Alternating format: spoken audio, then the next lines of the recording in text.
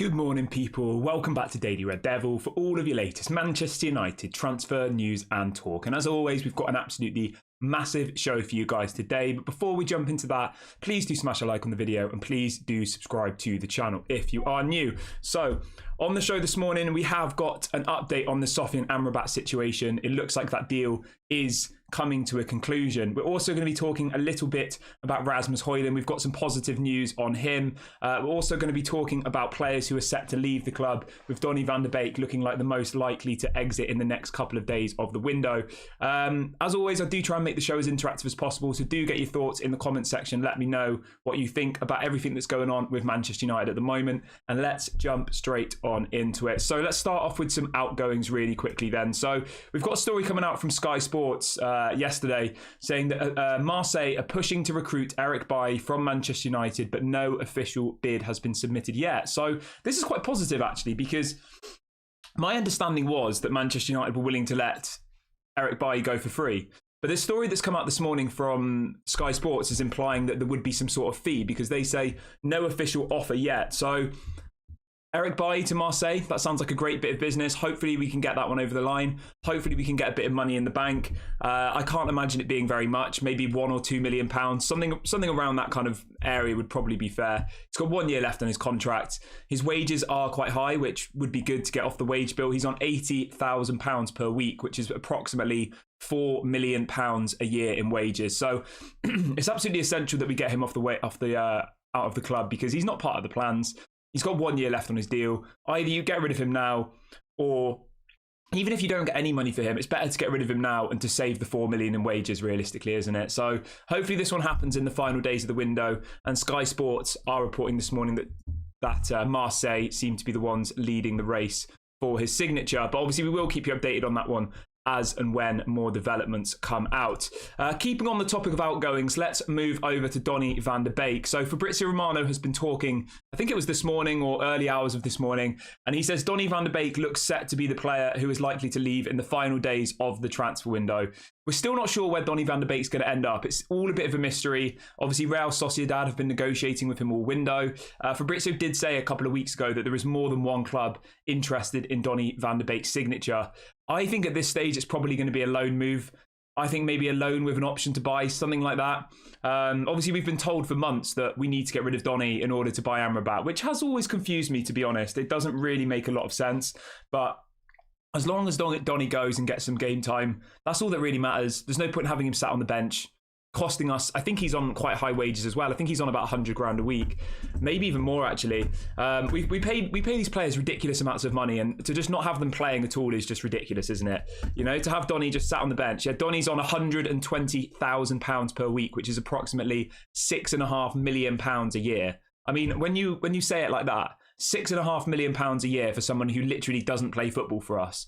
£4 million a year for Eric Bailly, who doesn't play football for us either. That's £10.5 million we'd save in wages just by removing those two people from the club. Now, I'm not saying they're not good players. I'm just saying they clearly aren't favoured at Manchester United, so we need to move them on. That's what proper clubs do. You don't have people earning £6.5 million a year sat on your bench, or not even sat on your bench, you know, in Eric Bailly's case. So hopefully this one does come to fruition, and hopefully hopefully he does leave. Big ups to Lee, who's just gifted 5 memberships. Everybody who gets a membership, please do say thank you to Lee. Thank you very much for your contribution to the channel, my friend. I really, really appreciate that, and I hope you are doing well.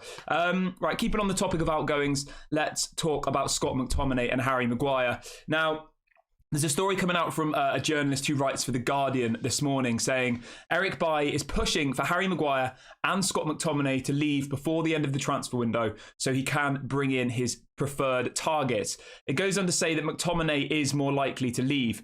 I have this funny feeling that McTominay is going to go. He wasn't part of the... Sorry, he was on the bench for the game against Tottenham, right? But he didn't even come on at all. He didn't get a minute of game time. And I actually think that McTominay would have done quite well in that game against Tottenham. So it is positive that we are still hearing stories about these two people leaving, because they are the keys to everything. You get 35 for McTominay and 30 for Harry Maguire. That's 65 million then in the bank, which allows us to just go and actually do some deals. It allows us to go and get Jean-Clair Todibo. It allows us to go and get Sofyan Amrabat. You could also get Gravenberch on loan, and maybe you even have a little bit of money left over to go and get a striker. You know, Marcus Leonardo, who we will be talking about in a minute. If you're paying, I think Amrabat is £21 million, which we'll discuss in a minute. Jean-Clair Todibo is around 35. So if you add those two together, that's 56 million. You'd have about £10 million left if you sold McTominay and Maguire in the final week of the window, which would allow you to go and probably almost have enough money to buy Marcus Leonardo. So it is positive that we are hearing these reinforced messages that Manchester United are actively trying to push Harry Maguire and Scott McTominay out of the club. Obviously, the situation with Maguire is he wants £12 million in order to leave the club. He wants all of his wages compensated for the final 2 years of his contract, which is an absolute disgrace. But some people in the comments will say, well, he's got a contract, he should get what he's given. I get that, but most other clubs don't do things like that, you know? That's what he wants, though, and legally, he has the right to do that. So hopefully that one does happen. But as this journalist says for The Guardian in the UK this morning, they believe that McTominay is the more likely option. So I think realistically, McTominay, Donny van de Beek, Eric Bailly, I think those three will definitely go before the end of the window. I have a strong feeling that they'll go. I think Dean Henderson's going to go as well. Obviously, he's heavily linked to Crystal Palace. Manchester United apparently are asking for £20 million now for Dean Henderson's signature. Obviously, all summer window, we've been told that it was going to be a loan. Manchester United were happy to do a loan. But now the stories that we're hearing are saying that Manchester United would be only willing to accept a bid of around £20 million. Now, does this end up being a loan with an obligation to buy for £20 million? That's obviously a possibility. But if I'm Manchester United, I'm saying, why would we loan you our player? We desperately need money. Either you give us the cash, otherwise you don't get him. Like, it makes complete sense, doesn't it? But let me know what you think about that one in the comments section. Do you agree that we just need to sell these people? Like, loans shouldn't be even on the table. Even if we're selling them for less than maybe they're worth, I just think you get them off the wage bill, you get some money in the bank, and then we can go and reinvest it in our squad, because our squad is in absolute crisis at the moment with their injuries. We've got 7 injuries in the squad at the moment, and we've only played 2 games. We've played 2 games of football, and 7 of our players are injured. We're probably going to play... I would say we're going to play around 60 games this season, okay? So far, we've played 1/30th of our games of the whole season, and we've lost 7 players already. I mean, how big's our squad? 25 players? We've lost a third of our squad in the first 2 matches. So we need to reinforce desperately. And if Scott McTominay, if Harry Maguire, if Fred's already gone, if Dean Henderson, if these people aren't part of the plans, they need to go. They need to just understand the severity of this situation. You know, we are in a really, really difficult position. And you just hope that they would have some, actual respect for the club and see what's going on and see that we're in a crisis. We're in an injury crisis. And them sitting on the bench doing nothing doesn't help anybody. It only helps their own bank balance. So hopefully some of these people do actually see the light and some of these people do leave in the next few days. You know what? I honestly think this next week of the window, the final week, the window closes on Friday. I think it's going to be really busy for Manchester United. I do.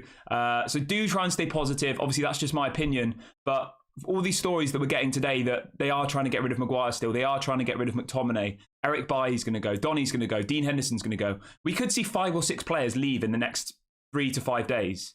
And if that happens, we'll have to bring in around 3 players. So I don't understand why everything's kind of being left to late. But my theory on this is, which I think you'll probably agree with, and it might calm a bit of nerves, is a lot of clubs tend to wait until the end of the window. So say, for example, there might be 2 or 3 clubs in the Premier League who have their eyes set on Scott McTominay, okay?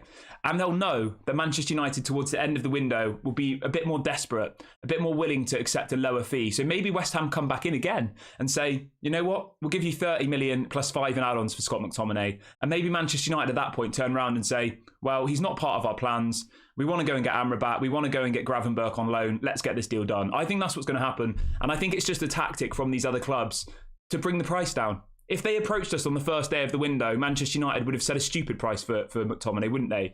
They would have set a stupid price for Harry Maguire. But leaving it until 5 days left of the window, they can probably squeeze a bit of money out of Manchester United for signing. So let me know what you think of that theory. I mean, if we're sat here in a week and we haven't sold any of them, obviously I'm going to look like an idiot, but I'm trying to stay a bit more positive because I just don't really see the point in being overly negative until the end of the window anyway. At the end of the window, we will do a video as a community and we will all discuss it. And we can all just see how the transfer window went. But at the moment, there's still 6 days left. So let's try and stay positive. Right, we've got a question coming in here. Red Devils United says, Kieran, do you think these injuries are due to playing so many pre-season games? And also maybe Erik ten Hag overtraining them? We looked tired in the first 2 games. I honestly think it's just a backlash from last season, right? Last season, we played the most games out of, I think it was any team in Europe. Obviously, we got to the we got to the FA Cup final, the League Cup final, and we got to, was it the quarterfinal of the Europa?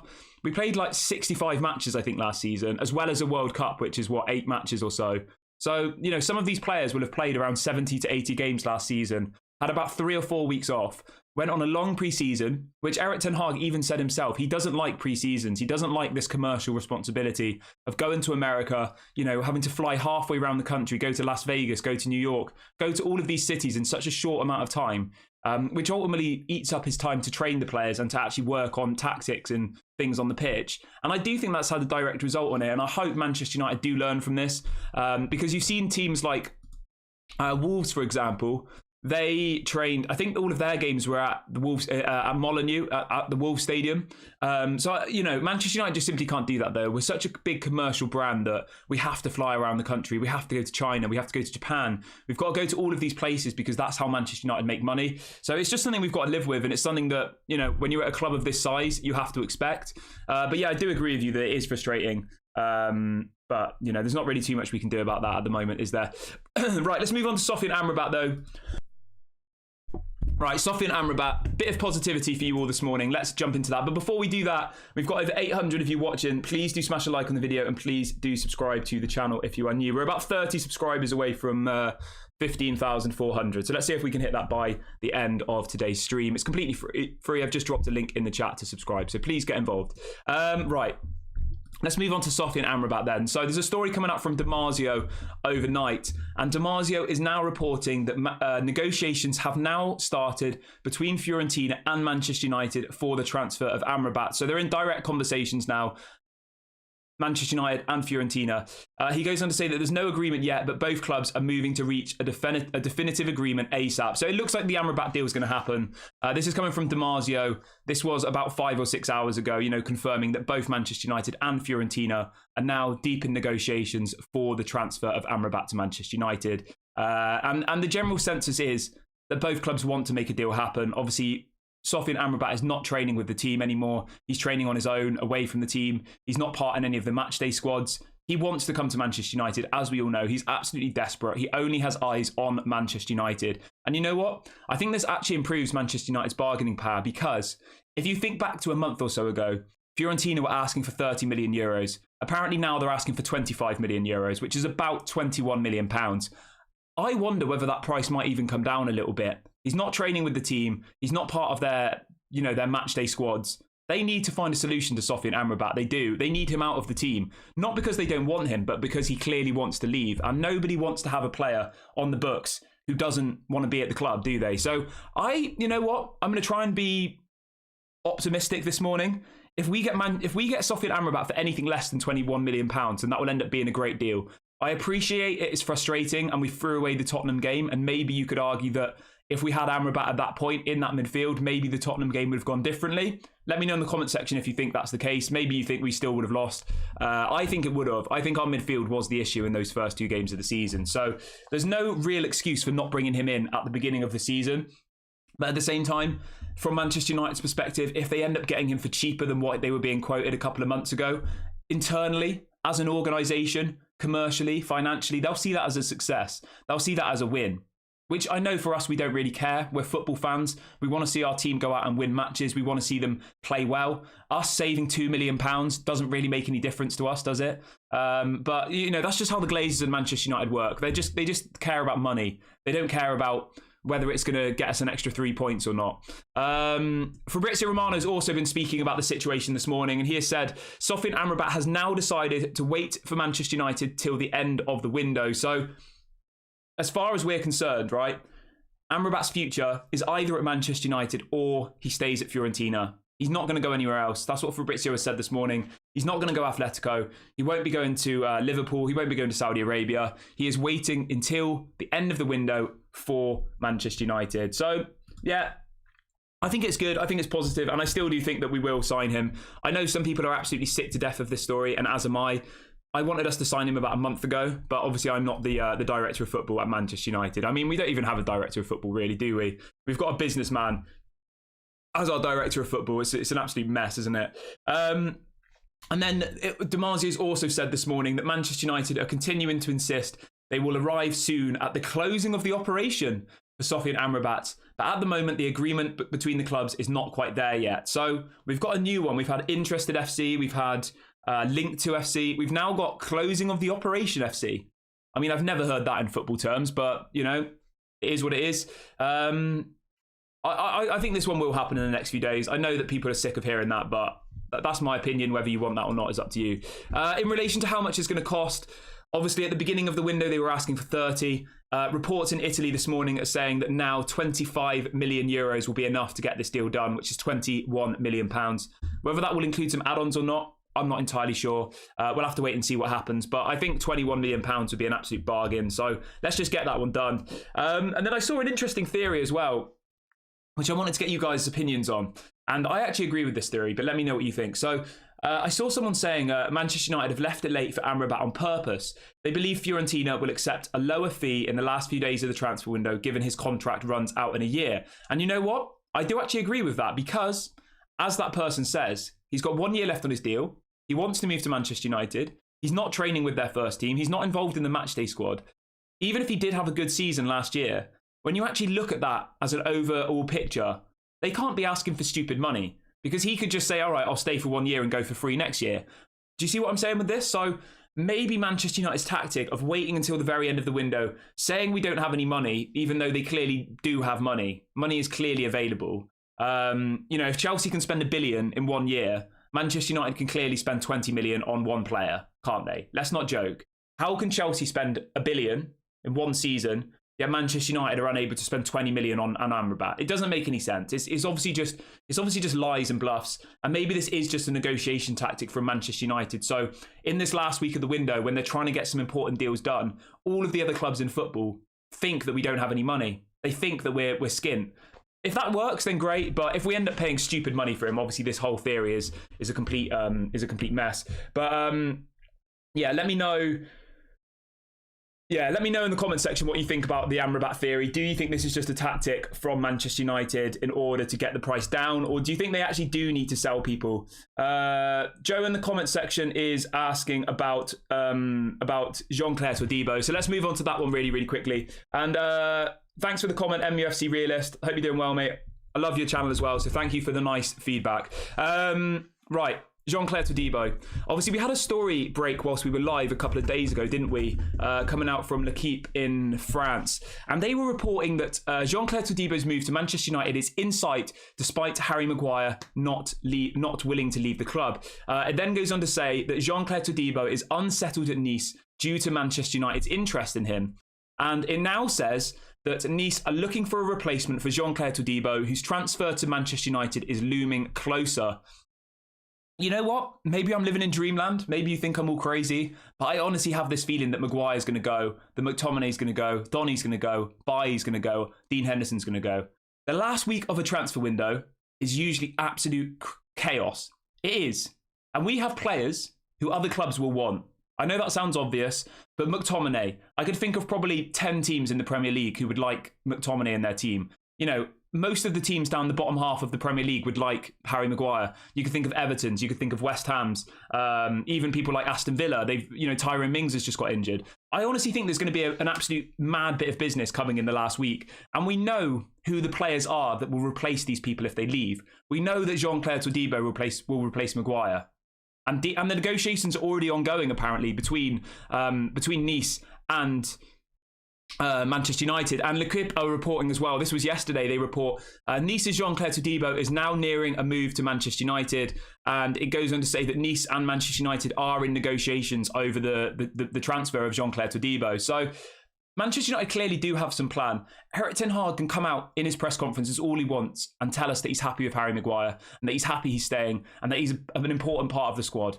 All you have to do is read his face, read his facial expressions, and you can tell that he is not happy with Harry Maguire. You can tell that he's not part of the squad, and you can tell that he's not going to get any game time. It's pretty obvious to see. He looks miserable. He's like, oh, I'm really happy Harry Maguire's staying. And you're just like, mate, I get it. You can't throw your players under the bus. But we can see clearly that you're not happy Harry Maguire's staying. But I understand as the Manchester United manager, you can't come out and say, I want Harry Maguire out of my club. He's not good enough. He doesn't suit my style. If you do that, he's then worth nothing, isn't he? So I understand why Erik ten Hag's done it. And then also on Jean-Clair Todibo really quickly, a story coming out this morning says Erik ten Hag has his sights set on Nice defender Jean-Clair Todibo ahead of the transfer deadline, with talks over a deal believed to be in motion between Manchester United and Nice. So again, another story coming out this morning saying that negotiations are happening. And that only just backs up my point that there clearly are clubs interested in Harry Maguire. That's not the question. The question is, can Manchester United convince Harry Maguire to leave? And the way to unlock that exit is to give him his 12 million. Manchester United offered him 6. He said no. He wanted 12. Manchester United then offered him 9 to leave. He said no. He wants 12 million to leave the club. That's his buyout. That's his ransom, whatever you want to call it. 12 million pounds to leave the club. The question I have for you is, if you're Manchester United, do you pay it? Do you give Harry Maguire the 12 million? Do you give him the 12 million or do you not? Let me know in the comments section what you would do. At the beginning of the window, I would have probably said no. I would have said, tell him to do one. But we've got 5 or 6 days left now. I would give him the 12 million. Give him the 12 million. Go and get Jean-Clair Todibo. That just massively improves our squad. Imagine if Varane gets injured. Imagine if Martinez gets injured. Right? We're very, very soon going to have a defence of Johnny Evans and Harry Maguire. Obviously, I'm being a bit dramatic here, but obviously Luke Shaw was the fourth choice centre-back. If Varane and Martinez get injured, you're going to have Lindelof and then either Johnny Evans or Harry Maguire. If that happens, I think we're in big trouble. I really, really do. So if it's up to me, I would just give him the 12 million. If that's what he wants, he's obviously lost all respect from the fans. The fans are never going to respect him for it, but if that's the pay, give him the 12 million, get him out of the club, and bring in Jean-Clair Todibo, who clearly, as per that report from Lekit this morning, is desperate to come to Manchester United, and he is unsettled, is the exact wording they've used. Jean-Clair Todibo is unsettled at Nice due to Manchester United's interest in him. And that was actually, coming from a journalist, a Nice journalist, who literally just reports on Nice-based players. So you have to get these ones done. You have to. The whole morale around the fan base is at rock bottom at the moment. If we see in this final window, Maguire, Dean, McTominay, Bailly, Henderson and Donny go, I think everyone will change very, very quickly, won't you? Yesterday, we had Ryan Bertrand coming to Manchester United. I almost felt like turning off my computer and disabling my internet. Ryan Bertrand coming to Manchester United. He's 34 years of age. He hasn't played football for 2 years because he's had a knee injury and he's a free agent. I was just imagining this nightmare situation, right?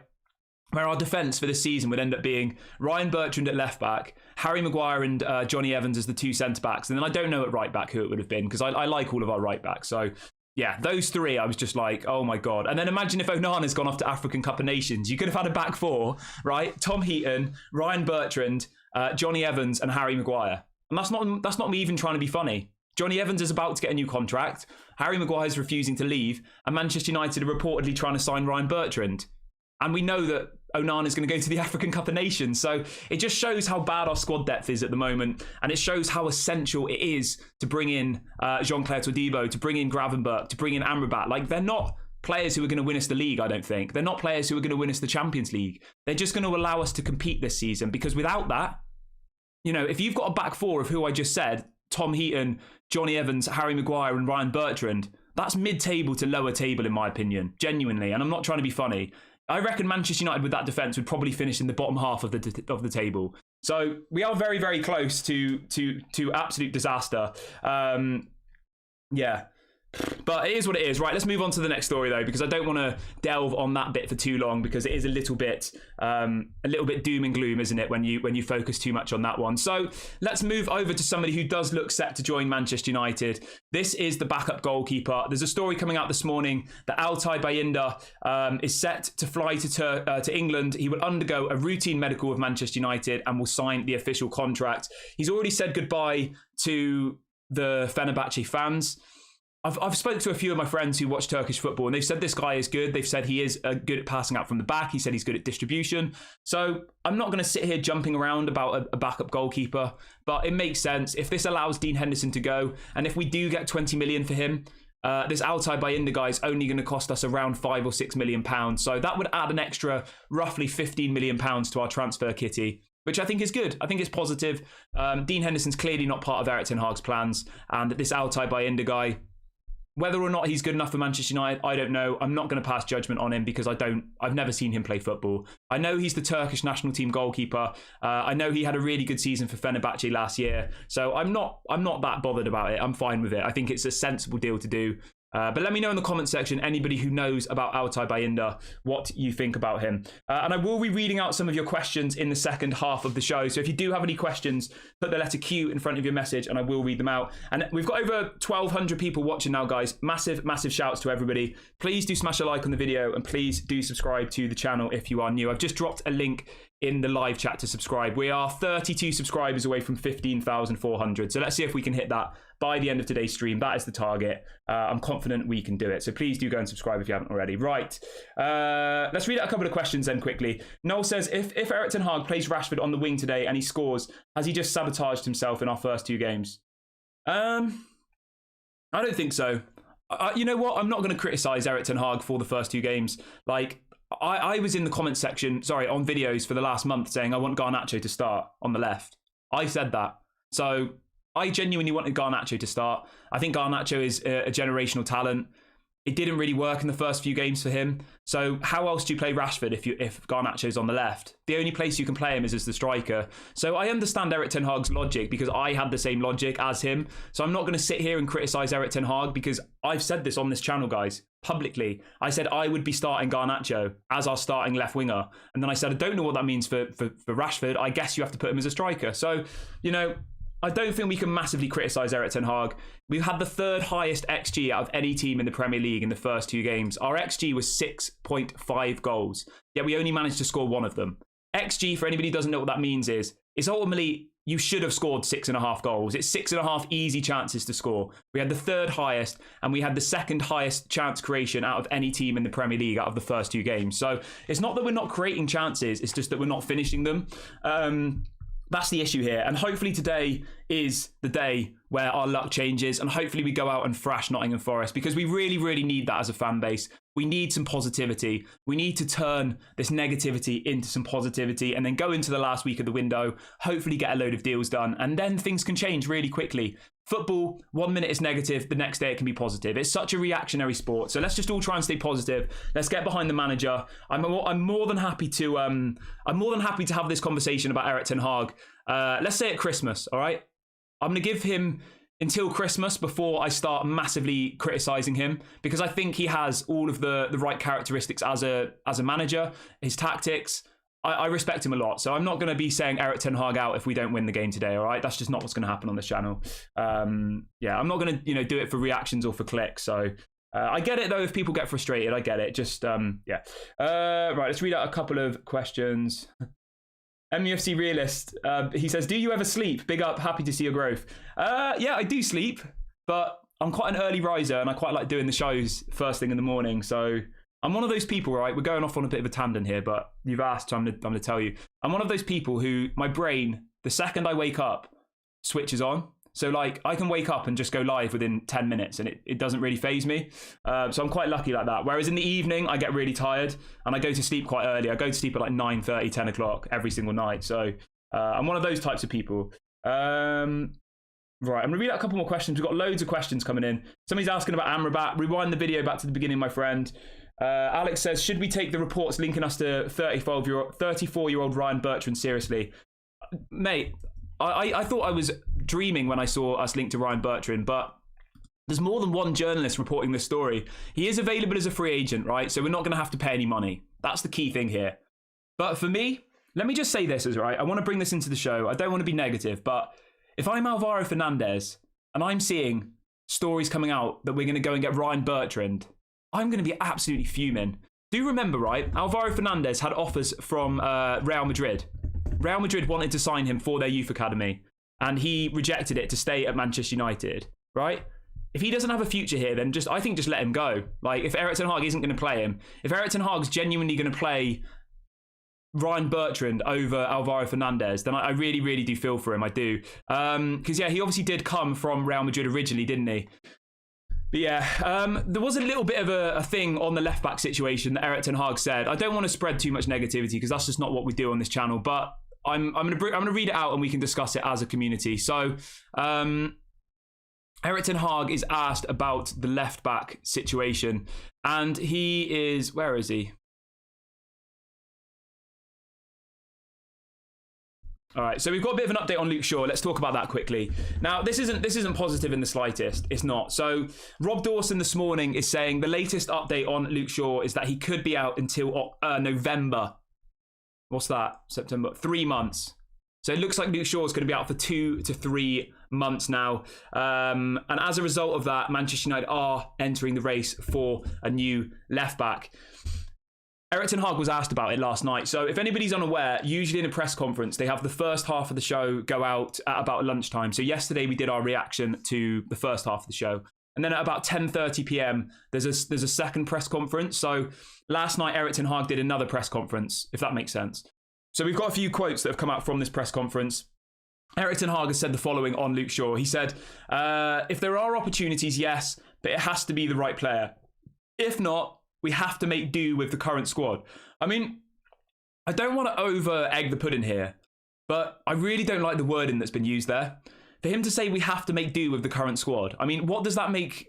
Maybe it's just a language thing, so I'm not going to over criticize him about it. But imagine you're Alvaro Fernandez, right? This is your opportunity to get some game time, and we're linked to Ryan Bertrand, and the manager's coming out saying, "Oh, we'll have to make do with what we've got." I mean, if you're him, you think, well, Luke Shaw's injured, Malacia's injured. This is my only opportunity probably to ever actually get any first team football.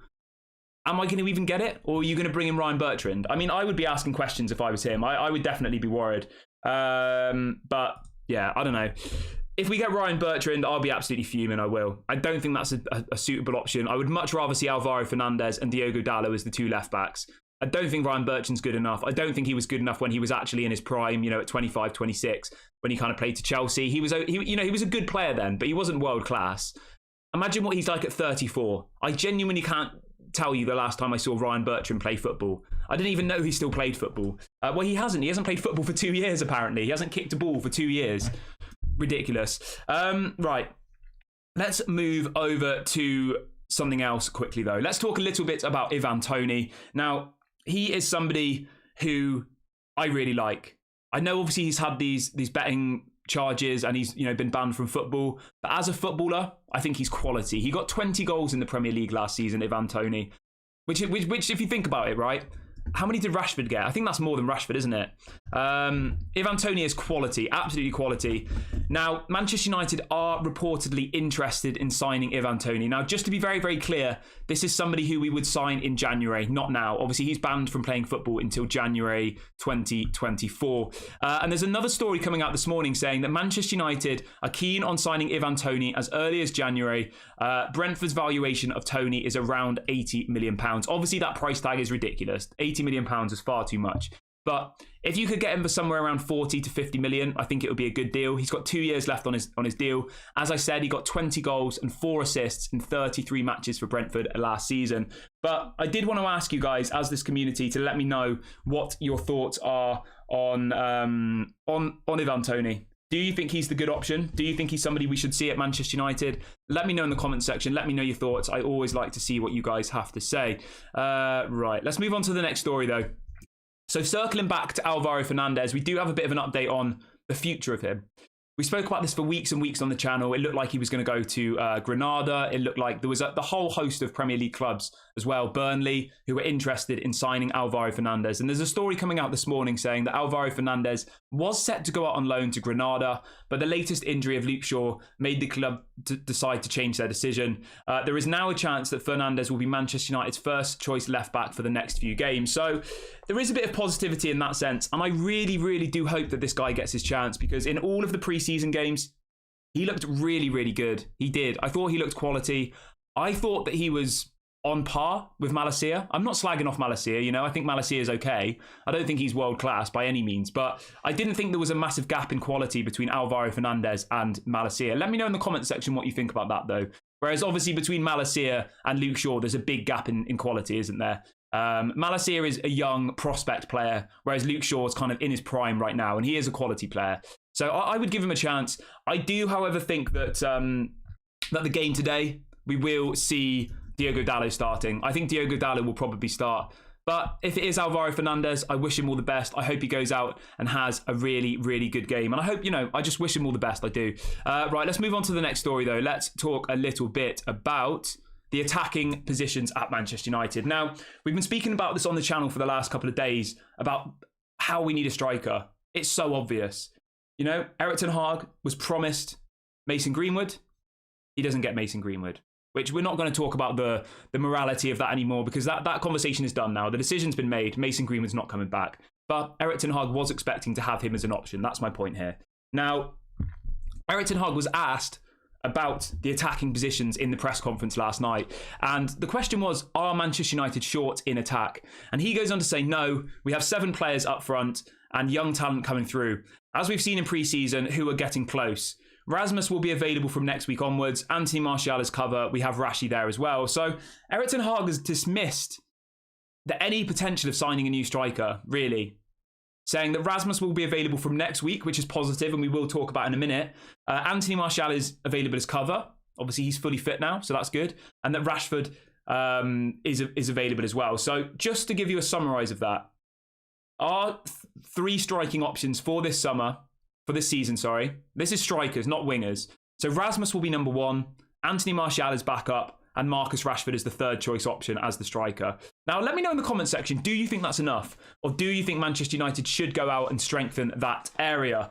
I mean, when I look at it like that, I think that's pretty good. I do. Rasmus Hojlund, obviously, we haven't even seen him kick a football yet. So it's quite hard for us to feel positive about this situation, because I know a lot of you are like, why the hell have we bought this player for £60 million who's injured? I get that. Everyone's frustrated. Everyone wants to see him play. But if you have those 3 fully fit, Rasmus Hojlund, number 1 option, Anthony Martial, 2nd option, and Rashford is the 3rd option. 3 of them for 1 position. I think that's pretty solid. I do. But let me know what you think about that in the comment section. Obviously, you can't take everything that Erik ten Hag says as truth, because he says one thing and then something else happens. So just because he says that he's happy with the attacking options, it doesn't mean that means we won't sign anybody. He goes on to say that about signings, he says, it can be that United sign a left back. I think we always have to anticipate these situations. If there are opportunities in the market, then yes, but it has to be the right player. Otherwise, we will deal with the current squad. He goes on to say, we went through the scenarios before the season, and if it happened, we have the solution. So Erik ten Hag's being relatively comfortable about the whole injury crisis situation. And from what he said in yesterday's press conference, the priority is a left back, not a striker, which, if it's a good left back, great. If it's Ryan Bertrand, I mean, that's just terrible, isn't it? It really, really is. So we'll have to wait and see what the plan is. There is a bit of an update on attacking options, though. So this story about Marcos Leonardo is coming up again. Obviously, the Brazilian striker who plays for Santos over, obviously, in Brazil. There's another story who's come out this morning from Gazzetta. Do bear in mind, all of these sources are coming from Italy. The reason for that I'll explain in a minute. Now, the story says Manchester United are said to be readying an offer for Santos striker Marcos Leonardo. Santos are wanting around £21.4 million for the forward. Now, we haven't had this story come out from any journalist in the UK. It's been Gazzetta, Corriere dello Sport. It's been all of the Italian newspapers and journalists who've been reporting this story. Apart from Fabrizio, he hasn't said anything about it. Now, the reason I think this is happening is because, obviously, Roma are heavily interested in signing this Marcos Leonardo guy. So I just wonder whether these stories of Manchester United are coming out just to try and speed up the transfer? I don't know. I don't know the ins and outs of it, but I just don't see how we can spend £21 million on a striker when we need a left back, we need 2 midfielders, we need a centre back if Harry Maguire goes. Like, we need a goalkeeper. We need 3 or 4 people. Like, not optional. You know, we don't have a first choice left back anymore because they're injured. We're going to lose Onana in January and we'll just have Tom Heaton because Dean Henderson's going. You know, we desperately need people in different positions.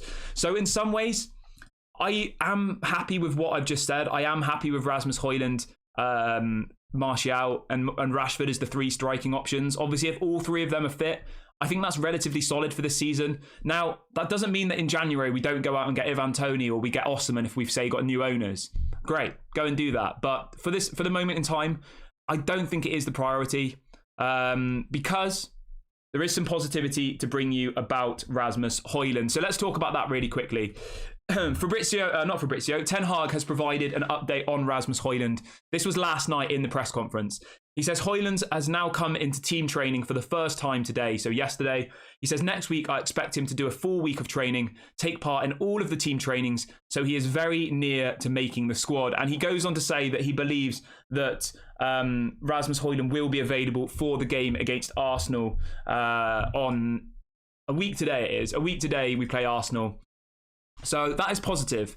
And when you see it like that, I think it's fine. I do. I think we go and get these 2 midfielders. We go and get a defender if Maguire goes, and we go and get a left back and a goalkeeper. We're not going to sign more than 3 players in the last week of the window. Getting a striker is probably unrealistic at this point. So we just have to hope that Rashford, Martial and Rasmus Hojlund all stay fit and they all contribute with goals, because we need them to contribute with goals. We do. We're desperate for goals. We need Rasmus Hojlund to come in and hit the ground running. But yeah, it is positive that he's back in full training. That's the main bit of positivity here. So I'm really, really happy about that. What else have we got? Now, there's something else I wanted to talk about really, really quickly. Obviously, I don't know how much of the kind of mainstream media you guys watch. Like, do you guys watch Sky Sports? Do you watch BT Sports? All the rest of it? Now, anybody who's unaware, Bruno Fernandez has been getting a lot of stick over the last week, mainly because of, you know, about the penalty against Tottenham, about his complaining, about his petulance, whatever you want to call it. You know, he's throwing his toys out the pram. They're all saying he's not good enough to be a Manchester United captain. He's not got the right attitude. What do you guys think? Do you think Bruno Fernandez has the right attitude to be the Manchester United captain? I think he does. I do. And the reason I think that is, I think you have to be like that as a captain. And I just don't like the way that football's going. That before, from last season onwards, the only player who could really get in the ear of the referee was the captain. There was almost a little bit of a rule, wasn't there, where the captain was able to speak to the referee kind of on behalf of the team. Yeah, in the game against Tottenham, right? It was 110% a penalty. No doubt about it. Manchester United should have had a penalty. Bruno Fernandes goes over to the referee to speak to him and say, you know, to get the explanation, and he just gives him a yellow card immediately. Like, I do think there is a bit of an agenda against Bruno Fernandes. And Eric Ten Hag was asked about whether, you know, Eric Ten Hag was asked whether Bruno Fernandes can be the captain. He says, he's really an inspiration. He's an example for the team. So yes, I think he's a very good captain. But I wanted to get you guys' opinions. Do you think that Bruno Fernandes is a suitable Manchester United captain? I think he is. I do. I think he's a good captain. But I just wanted to get you guys' opinions, because all of the mainstream media is just dominated with anti-Bruno Fernandes what do you call it? Propaganda. Thank you very much for the super chat, MUFC Realist, and thank you for the comment. He says 15k, it's really hard work. Here is a gift, best Mick Ruby. Thank you very much, mate. Thank you for your support. I really, really do appreciate it. And thank you for watching the show this evening. We'll have to do a show together at some point. Drop me a message on Twitter or something. Or there's an email on my YouTube thing. Yeah, drop me an email and we'll have to do a show together at some point. That would be really nice. Right. What else have we got on the show this morning? We're kind of getting towards the end of it now, but there is a couple more things that I want to wrap through. Where are we? Right, I'm going to read out some of your questions now. Sean says, Eric Ten Hag lies because he doesn't like the media and doesn't want to give them an inch.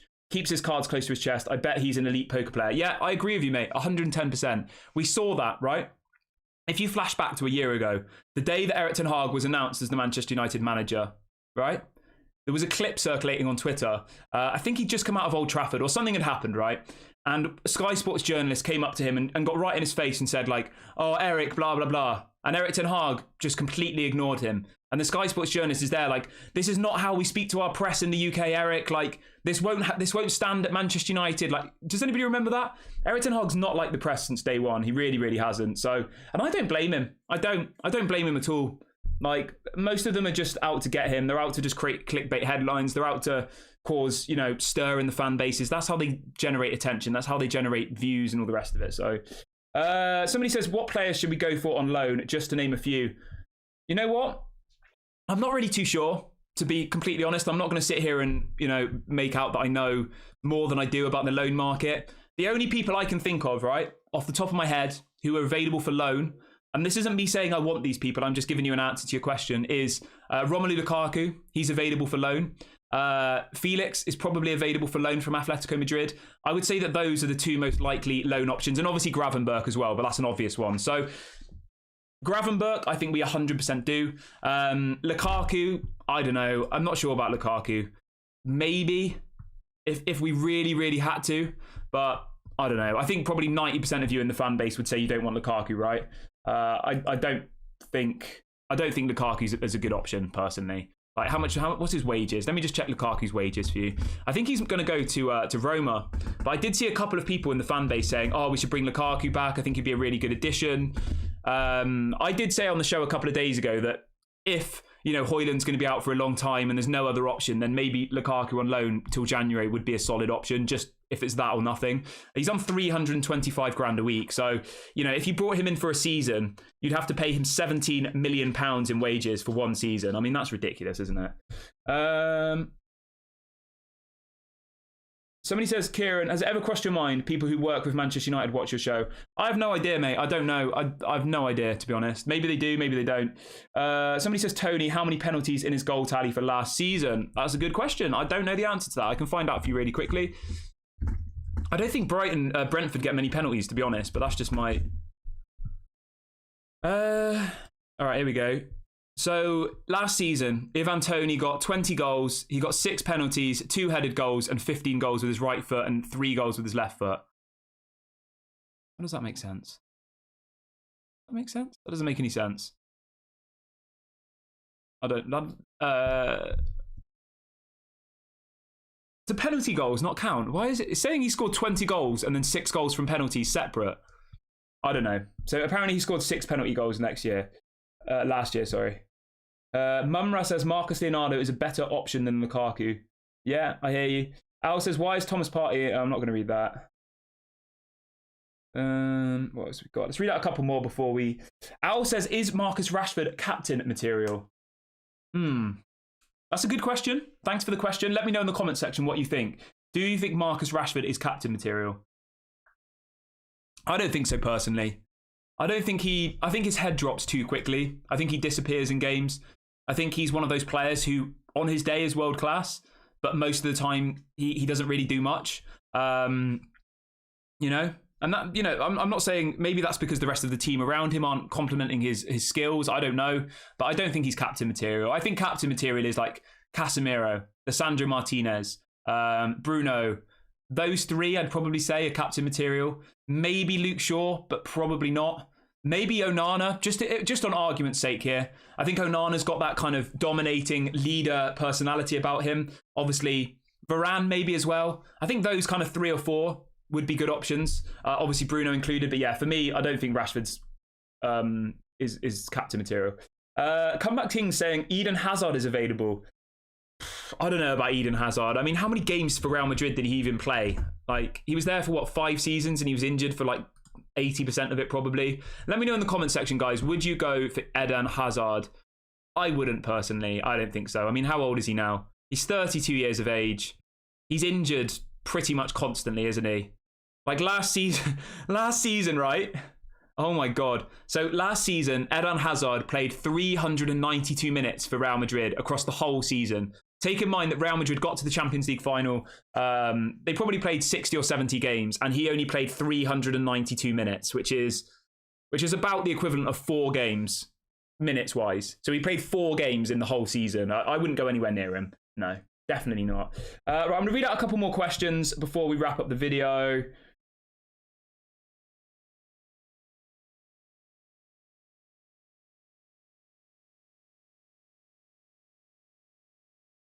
I think that's all. I think that's all the questions for the show today.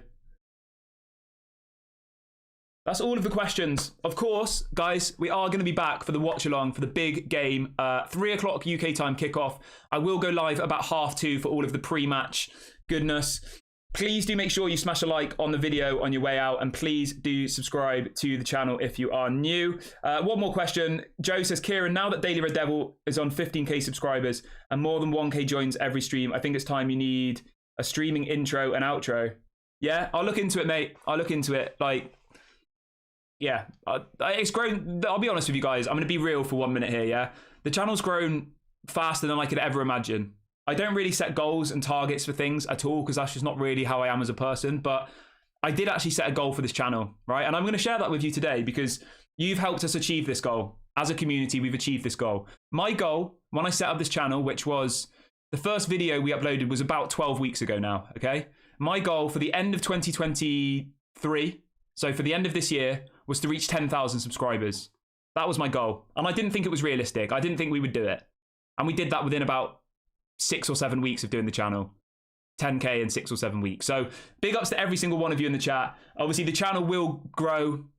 We'll end up getting more people on the show. We'll be doing fan forums. We'll be doing all sorts of other content. But at the moment, it's just me and you. You know, it's us having conversations every morning and evening. It is a community where we all, you know, share opinions without judgment. So yeah, that's how it is at the moment. But over the space of the season, over the space of the next few years, the channel will grow. There'll be more content. We'll be getting guests on. We'll be doing interviews with people. It won't just be me sat in front of the webcam every single show. But I have enjoyed doing it like this, obviously, for the last 12 weeks. So big ups to every single one of you.